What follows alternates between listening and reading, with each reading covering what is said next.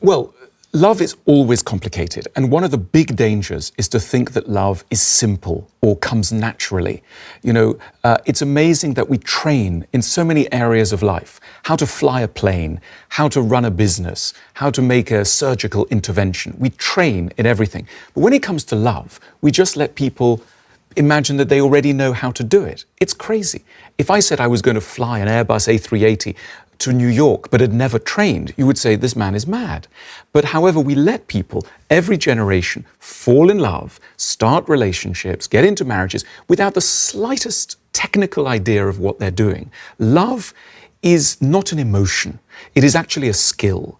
And it's a skill that we should learn systematically. Now, this sounds very unromantic. And if I said to you, don't just fall in love, go to a school to learn love, you'd think, oh, that sounds terrible. I just want to feel with my heart. This is because we have a very romantic idea of love. But the romantic idea of love is the destruction of love. It's only when we throw away our romantic ideas that we can start to love properly. So in our society, we have an idea of love which destroys the love we are trying to have. The interesting thing is, we're not free to love just anyone. All of us have a very special type of person. And most of the time, we don't even understand why we have this type. So we'll just say, I met this person in a bar, and suddenly it just had to be them. And then you show them someone else, and they go, oh, no, I couldn't love them. There's something wrong with them. But we don't know what. So we don't know why we love and why some people it's impossible to love. Now, I'm sufficiently indebted to psychoanalysis to believe that the reason why we choose to love the people we choose to love is because of childhood, because we all learnt about love when we were children.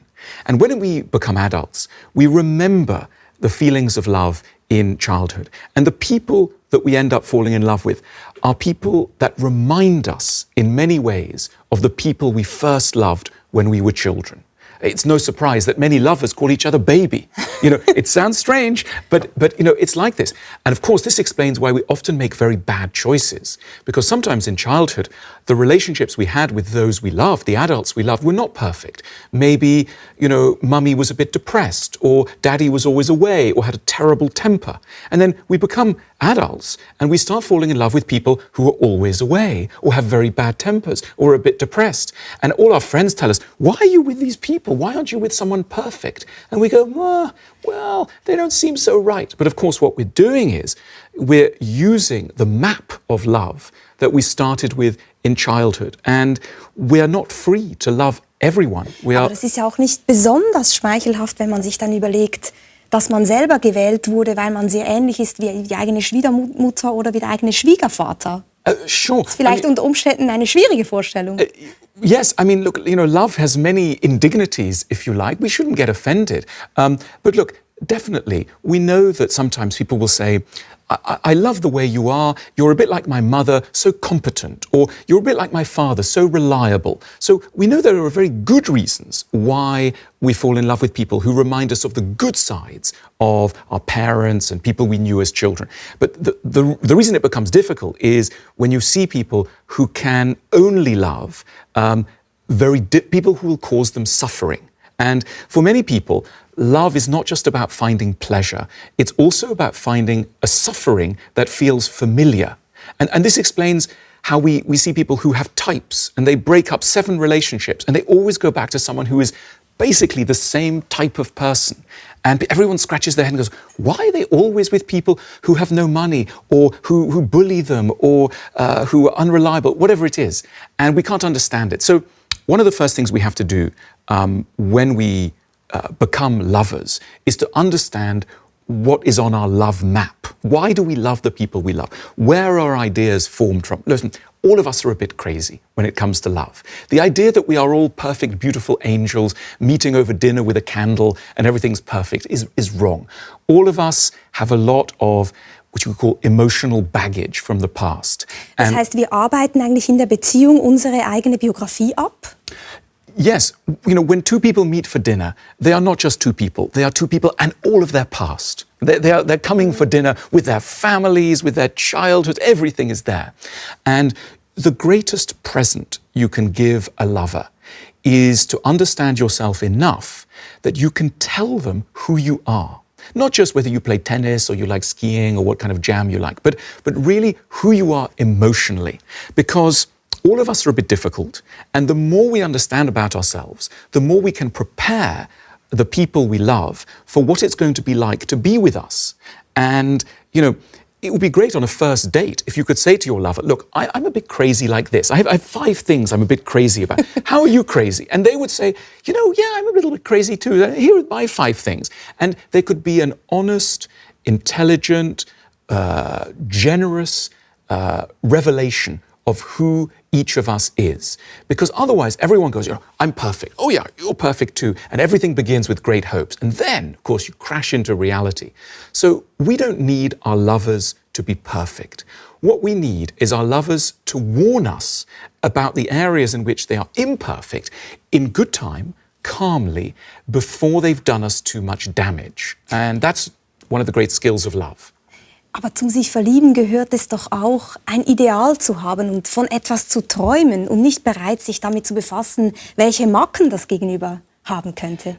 Look, I think you can love someone and genuinely respect them and be very enthusiastic about them, and at the same time never mistake them for an angel. There are angels in the sky for a good reason. They are not on the earth.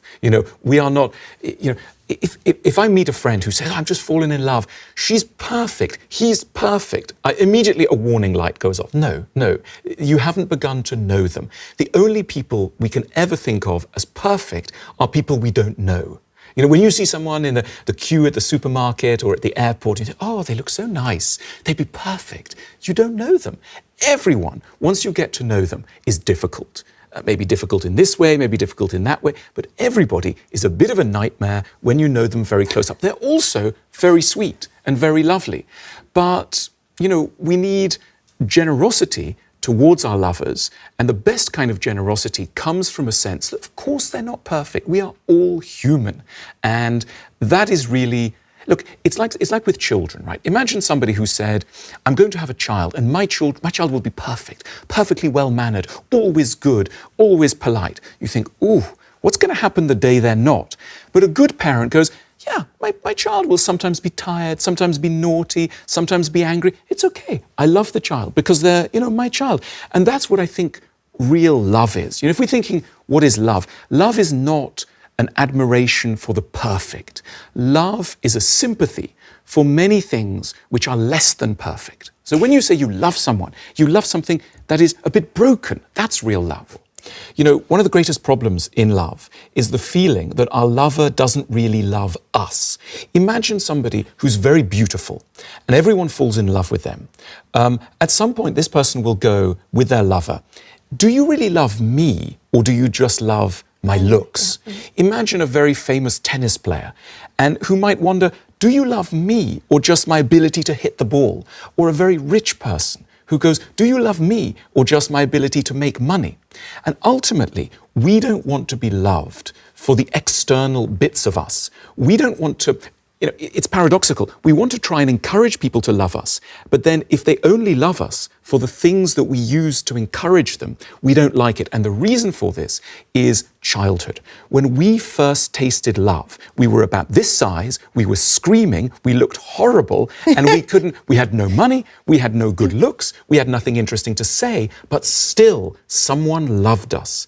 And that is deep down what we are still searching for, a love that is not conditional on performance. And this chemistry teacher has persuaded by a piece of, chemical performance someone to love him. And he will never be able to forget. And in the middle of the night, he will think, is it really me she loves? Or is it just an idea of me created artificially by chemicals? It's the person viewed without just the things about them that are good. Right? So at the beginning of love, we love someone for their strengths. But no one wants to be loved just for their strengths. We also want to be loved and forgiven for our weaknesses. And so this is the paradox. When we go out on a date, we look great. But if the relationship is to work, we need our lover to accept us when we're wearing a pair of old pajamas. And we know that that's when we found love. When somebody says, look, you're in your old pajamas, but you're still quite sweet. that's when we know we love someone. When we have to put lots of makeup on and impress them with long words, that's not love, that's a performance. And we don't want love as a performance. I don't think that love is just a mad chemical reaction that we can't understand. We must beware of this idea that love is madness, or that it's just therefore, something you can't understand. No, we fall in love for very logical reasons with people. They may be quite bizarre reasons. Someone reminds you of your mother or an uncle or something. So it could be bizarre, but it's logical. So I don't believe in this kind of Cupid's arrow model that we have absolutely no idea why we love the people we love. No, there is a logic why we love who we love. And I think this film is, even though it's trying to be all about chemicals and neuroscience, it's really a romantic film which says love is kind of a trick, is just a blindness, and let's try and blind someone with love because it's all completely crazy anyway. This seems to me the wrong way of looking at it. Love is something that is open to investigation, that has reasons behind it. You don't need to trick anyone into love. You need to understand love, understand yourself, understand other people. Then love will grow naturally. So I'm very against this idea of love as a magic potion. It isn't. Love is admiration, sensitivity, tenderness for very logical reasons. Love stories are hugely responsible for destroying our chances of having happy love lives. The history of Western European romantic literature is a catastrophe as a model for how we should love. I mean, take Shakespeare's Romeo and Juliet. It's the love story between a 16-year-old boy and a 13-year-old girl that ends in a double suicide. It's insane. And we say, oh, it's so romantic. No, it's not. It's crazy. This is not love. This is pathology. These two people should be locked up and put in a psychiatrist's chair. So the idea that this is romantic, no, it's not. It has nothing to do with love. We are just beginning to understand love. And I think that psychologists, psychoanalysts, philosophers have done amazing work in trying to understand really what goes on in love. And the madness that you see in the Hollywood movies and in, prestigious literature like Shakespeare, it's very beautiful, it's very lovely, but like a certain kind of chocolate that everyone thinks is great, but actually nutritionists tell us is really problematic. So these stories cause us real problems. The love stories we have ruined our ability to have good love lives. By the way, that's why I wrote a book that's a love story, because I wanted to write a different sort of love story. This is an anti-Romeo and Juliet book. Two people meet, they're in love, they have a love story, but it's very different. I wanted to write an anti-romantic story that is at the same time very pro-love. I really believe in love. I really believe in happy love. But I think we are understanding it totally the wrong way. And so that's what I wanted to do. People always dream of something in the future which already exists now. It's like virtual reality. Everyone's saying, oh, virtual reality, we'll be able to put on glasses and we'll be able to see other worlds. Have you ever just sat in bed, shut your eyes? You can see other worlds already. You don't need that. You don't need a love pill. All you need is imagination, sensitivity, and a conversation with your partner where in a quiet location, you hold their hand and you say, how are we? How are we doing? What's on your mind? What's on my mind? Have we talked enough recently? This is the love pill. We don't need some stupid chemical love pill. We have it already. It's called conversation and communication. The reason why lovers stop loving one another most of the time is anger. Because secretly, one or the other is angry with the other one. There is not angry like shouting angry, but quietly angry. They don't feel listened to. They feel a little bit hurt. The heart of love has become, the arteries of love have become furred and blocked. And that's why people don't have sex anymore. They don't like touching each other anymore because they're quietly offended. You didn't listen to my point. You didn't listen to me. So two people are in quiet warfare. So what these people need is not a love pill. They need some time together and a chance to unblock the channels of feeling between them. Romanticism tells us that love is easy and that true love is just something that you feel very suddenly for someone, and then once you feel it, it will be enough to guide you through the whole of life. And that all you need to do is to find the right person. And when you found the right person, it will be perfect. Your love life will be perfect forever. Maybe you have children, that'll be beautiful and easy. You won't argue. And it will be like this until the day you die.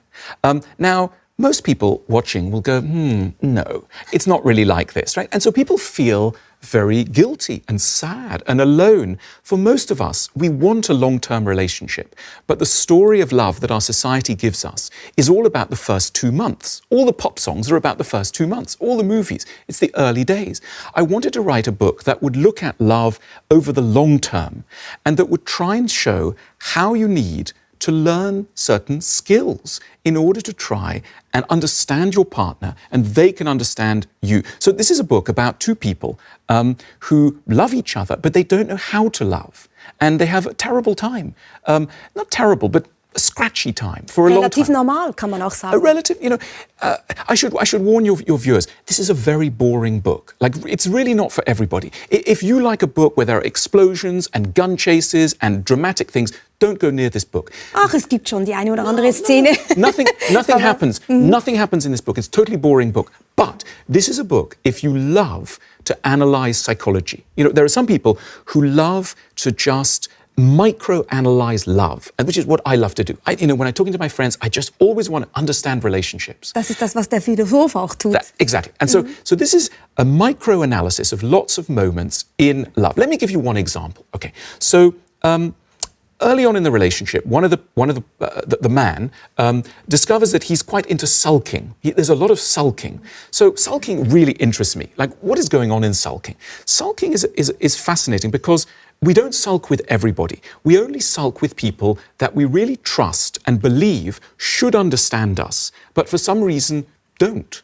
And therefore, it's very prevalent in love, where when you love somebody, you think, well, this person must understand me. Totally. So one day, maybe you go to a party, this happens in the novel, and maybe you're a little bit upset, and your partner says to you, is anything wrong? And you go, mm-mm. And the partner goes, but just explain to me, what's wrong? And you go, mm-mm. And they go, come on, just explain to me. And you refuse, and you get home, and then when you get home, you go to the bathroom, and you shut the door, and this time they knock at the door, and they say, come on, I've upset you, just tell me. And you go, mm-mm, because you are romantic. And because you're a romantic, you believe that when you love, you are able to read the other person's soul. That your soul and their soul is able to communicate without words. In other words, if I need to explain to you why I'm upset, you don't love me. A true love is the ability to understand someone without words. This is the story that romanticism tells us. Now, of course, that's nonsense, because no one, sadly, can read our minds. This is the great fantasy in love, that the other person can read our minds. They can't. And so therefore, we have to do this really boring thing in love, and this is my characters have to understand. Slowly, we have to actually explain what's in our mind, and if we're upset, we have to explain why, and we have to just communicate. It's very boring, but it's very romantic in the true sense. There is, as you say, this very strong idea that if you love me, you accept every part of me. And if we're honest with ourselves, of course, none of us is perfect. We've all got problems.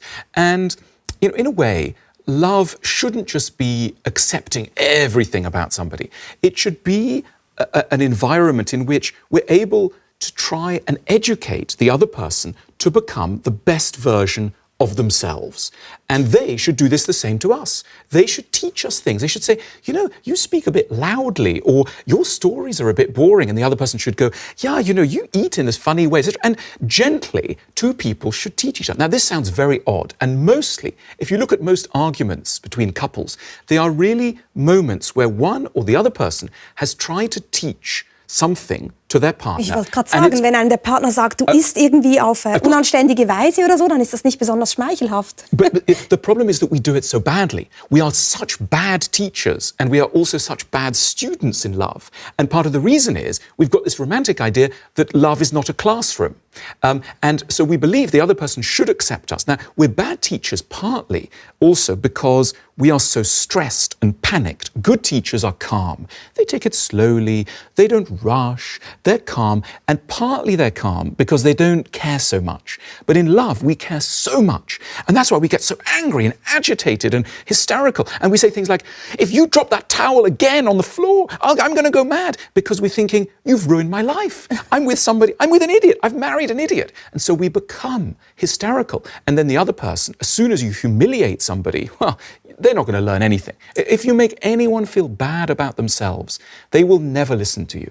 You need to teach gently. And at the same time, you need to be a generous pupil. Maybe the other person can see things about you that it's okay to be taught. But instead, you have two partners. They're like this. No, I don't have anything to learn. And the other one goes, you must change. And so you get this terrible dynamic. One person can't teach, the other person can't learn. And it goes like this, round and round. Sie sind selber Vater von 2 Jungen und verheiratet. Ist es dasselbe für Sie, die Kinder zu erziehen, wie die Frau zu erziehen? You know, it's fascinating because my wife and I are so nice to our children. And we are not so nice to each other. I mean, not as nice. We are nice on a good day, but we are not as nice. And I think, what's fascinating is why. When my children were very small, especially the older one, he behaved really badly, right? So I would come home from work, tired, stressed. I'd cook him, some schnitzel, potatoes. I'd prepare some broccoli. I'd put it down in front of him. He was maybe 2. And then he'd go, yeah, and throw it all on the floor. Now, the interesting thing was that I didn't turn around to him and say, you horrible person, do you know how hard my day has been? I've had a horrible time, and now this, I hate you, right? I didn't say this. I thought, oh, poor thing. Maybe he's tired. Maybe he has a tooth coming through. Maybe he's jealous of his brother or something. I was looking for explanations for bad behavior. But this doesn't happen with adults. This happens with my couple. They have children. And so they're really nice to their kids. And then with each other, they're so tough. They don't think, oh, maybe the person's had a bad day. Maybe what he's saying isn't what he means. Maybe what she says isn't what she wants to say. We are so tough. And I think one of the secrets of love is to try, it's not always possible, but to try and treat your partner as if they are about 2 years old. Now, I don't mean, not always, but in this area, because we know how to love children very intuitively. Mind you, we didn't always know how to love children. We've learned how to love children. 100 years ago, people didn't know how to love children. 100 years ago, a child who threw their supper on the floor, you'd hit them. You'd stick them outside in the rain to teach them a lesson. We know that's not right, but we are still very tough. What's interesting is that many arguments between couples start with both of them thinking this is too stupid and too small to have an argument about. So people get very impatient. They're like, I've been to university, I'm an intelligent person, I'm not like my parents, I'm a sensible person, therefore I don't argue about silly things like glasses. Spielt keine Rolle. This is already a dangerous thing because there is nothing too small and no one is too intelligent to have an argument, a huge argument over a tiny thing. We are all crazy creatures and therefore we must, one of the great enemies of love is the belief that some things are simple. And again, this has to do with literature. If you think of romantic literature, it tells us that the real problems of love are going to be political, or maybe your parents don't agree, maybe there'll be a war and you'll be separated on the battlefield. Nonsense. The real difficulties of love are, should the towels be on the floor or be hung up? Should you brush your teeth like this or like this? Who holds the television remote control? It sounds idiotic, but this is the point. We are not prepared for the smallness of the issues that cause us trouble. And therefore, we become extremely impatient. And impatience is not the result of difficulty. It's the result of difficulty that we haven't budgeted for. And we don't budget for difficulty. In other words, we don't say, today I'm going to try and buy glasses for the house with my lover. This is one of the greatest challenges known to human beings. This is as difficult as climbing a mountain or as learning how to play the violin, and therefore I need to take it slowly. We need to be very gentle, etc. My couple, they go in and they go, oh, we're going to choose them in 5 seconds. Which one do you want? I like this one. This is great. This is absolutely great. And the other one's going, no, this is great. This is great. And they go, come on, I haven't got time. And the other one's going, no, we haven't got time. Let's just take this one. Let's take this one. And they're getting more and more hysterical. And they both think the other one's stupid. So they're being too tough on one another. They haven't read the right novels. Like Madame Bovary in Flaubert's novel, her relationships were doomed because she'd read the wrong novels. I'm hoping that my couple could read my novel. In other words, they would be taught gently that it is very normal to argue over tiny things and that we must, in 19th century literature, no one ever has an argument about laundry. We never hear anyone doing the laundry. If you put a microphone into most couples, one of the things they argue most about is who is doing the laundry. but we are not generous towards ourselves. We don't see this as a challenge of love. Absolutely. I think there's a real difference between generosity and being a yes man or woman and just simply caving in. Because I agree, ultimately what we want to love is someone who is authentic, who has their own center of interest and their own personality. So yes, it's maddening. Someone who always says yes, we know is very dangerous because sometimes we need to hear no. And I think one of the nicest, in a way, one of the nicest things that a lover can do for us, and this happens in novel, is they tease us. If a lover teases you nicely, generously, but is just slightly mocking you, that is very nice because it shows two things. Firstly, my lover is being kind because they're doing it nicely. But secondly, and even more importantly, they have spotted something that's wrong in my personality, but they've turned it into a joke. So rather than simply saying, you can never make a decision, they nickname you Hamlet. And they go, oh, how's Hamlet? Hamlet, are you deciding? And so we laugh a little bit, and we are invited to laugh at ourselves. And one of the important questions you can ask of anyone is, what would you like to be teased about? If you had an ideal lover, what would you want them to be teased about? And, if I had a lover, I do have a lover, but my ideal lover would tease me for probably thinking too much and sitting around with books too much, and would probably say, come on, Socrates, let's go in the kitchen and, clean the floor. In other words, because everyone knows that they are exaggerated all of us are exaggerated. We are too sportive. Aber nicht immer ertragen wir das. Es gibt doch auch den Moment, wenn jetzt jemand käme und sagen würde, come on, Socrates, wir gehen in die Küche, würde ich auch verstehen, wenn die sagen würde, Moment mal, das ist gerade wichtig hier, was ich sage. Mach dich nicht lustig über mich. Of course. Also es hat alles wahrscheinlich seine zwei Seiten. Of course, definitely. But I simply want to say that a certain kind of humor is incredibly important in love. And this is something that my couple also discovers because, after a few years with someone, it's very easy to think, I've married an idiot. And just, that's it. There he is again, there she is again, a stupid idiot, right? Now, if you look at comedy, and the history of comedy, most great heroes and heroines of comedy shows are kind of idiots. I mean, if you think of, The Office with David Brent, or Larry David in Curb Your Enthusiasm, or, I'm thinking of Anglo-Saxon ones, but, John Cleese in Fawlty Towers. These guys are total idiots. And if you met them in life, you'd think, oh my God. But the genius of the comedy show is that when we see them, we laugh very generously with them, and they turn into what I could call a lovable idiot. And it is an enormous progress when you can move from thinking that your partner's an idiot to thinking that they're a lovable idiot. That's fantastic. This is an achievement of love. And we need to go to school to learn how to treat our lovers as lovable idiots. Look, I think that, there's a story that says sex simply dies, and that's just something that happens mysteriously. And as you will have noticed, I'm an enemy of this mysterious story. I don't like the mysterious story that we fall in love for no reason, or that we go off sex for no reason. I'm enough of a philosopher to think, no, let's look at this. And one of the things that we observe is that the lack of sex in a couple is very frequently caused not by just a lack of interest, but by an emotional block. And as I mentioned earlier, by anger, by irritation, by annoyance. When we have sex, let's think, what is sex? Sex is a moment of extreme vulnerability. You give yourself to someone in a very vulnerable state.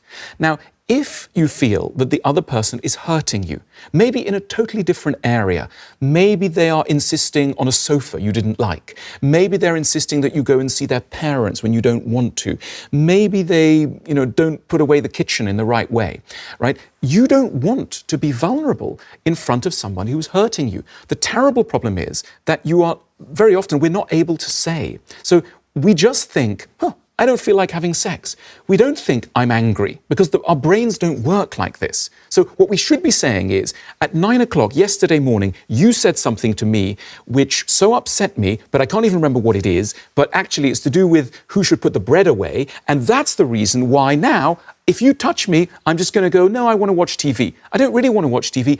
I'm upset.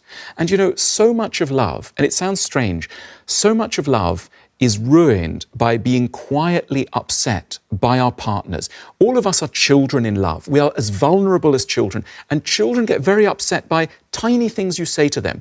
And when we're adults, we think, oh, I'm strong, I don't get upset by little things.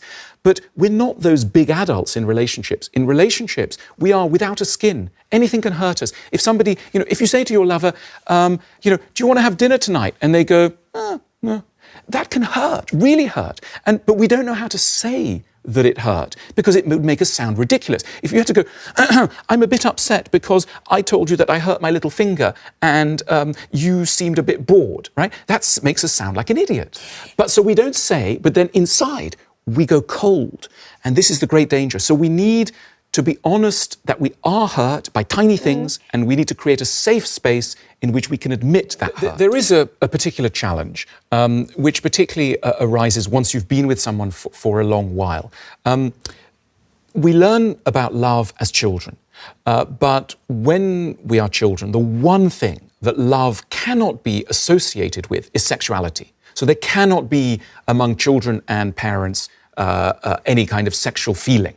So this becomes utterly taboo. And then something odd happens. You see, when we become lovers in adulthood, the more the relationship goes on, the more some of these early feelings around our parents start to arise again. And this is very nice and it deepens the relationship. But it also means that we are unable, we suddenly feel the taboo of childhood again. I always think it's a warning sign when couples start to call each other. Maybe they have children and they say, oh, mummy. So that suddenly the mother, the wife becomes mummy and the guy becomes daddy, even when the children are no longer there. It's like they suddenly start calling each other. Ein Problem, das alle Paare kennen, die Kinder haben, oder? Dass man fast nur noch Vater und Mutter ist. Right, that you're only mother and father. And the reason that's problematic is your mother and father were people that you were never allowed to have sexual feelings towards. So what we're trying to do is to have sexual feelings towards people that we love. And this is a very new situation. And it's psychologically very difficult. And, I think, look, I have quite a tragic view of some sides of love. I don't think there's an answer to everything. I think knowing that this is a problem is an enormous advantage. And I think that simply being able to make a separation between the mother, the father role, and the independent existence of the adult outside of that role is very important. This is why people like to go away to hotels. It's no reason. Andere Umgebung. It's not the reason, it's not that the bed is softer. It's really that you're able to leave behind mummy and daddy, which has been blocking, because of a taboo, the sexual feeling. So, often you see couples and they've been together for a while and one or the other will say to you something like, I'm so bored. We've talked about everything. I just know everything about them. As soon as they start speaking, everything is so familiar. Now, one of the solutions to this lies, rather strangely, in art, in painting. Because if you look at the history of art, what it is really a succession of geniuses looking at everyday things with new imagination, curiosity, generosity, and what happens is that these things that seem so ordinary suddenly no longer seem so ordinary. So Manet will look at asparagus. We've all looked at asparagus 100 times, but he looks again and he says, it really is beautiful. And when we look at Manet, we think, it looks so beautiful, because he has had the tenderness and imagination to look again. Or we might see, a painter who shows us a riverbank or a cloud or an apple. Cézanne might paint a group of apples. And we think it's that the artist is a genius. No, it's the world is full of wonderful things that we don't appreciate because we are blind and we are spoilt and we are habituated to things and we think nothing interesting goes on.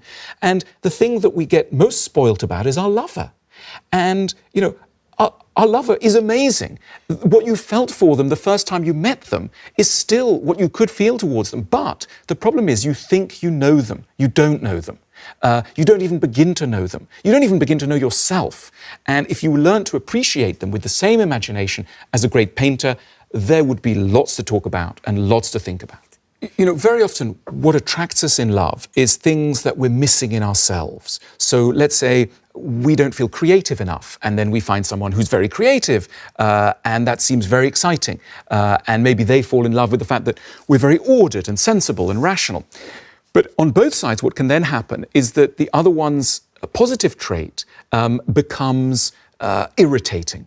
And I think what's going on there is, we talked about education. What's going on is that two people are not learning properly from each other's strengths. And they're not able to see that actually, the ordered person thought that they were going to learn how to be a bit more creative. And the creative person thought they were going to learn how to be a bit more ordered. But that hasn't actually happened. And so then you get this sudden irritation because both of them have failed to take the best sides out of each other's things. So two people are attracted for good reasons, but you then need to learn how to become the thing that you wanted. So the chaotic person loved order at the beginning, but then all they're doing is encountering. They didn't actually become ordered. They wanted to become ordered, but they refused the lesson of order. And now they turn around and blame the person for the very thing that attracted them in the first place.